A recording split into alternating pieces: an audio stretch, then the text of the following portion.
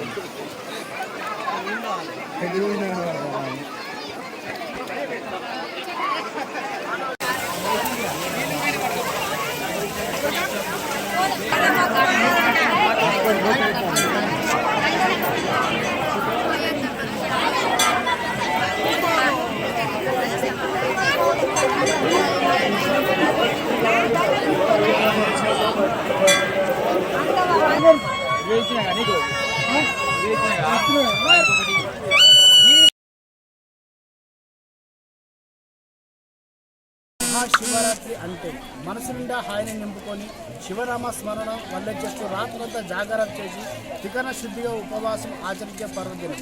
ఈ రోజున పల్లెలు పట్టణాలు శివనామ స్మరణతో మారుమోగుతూ ఉంటాయి.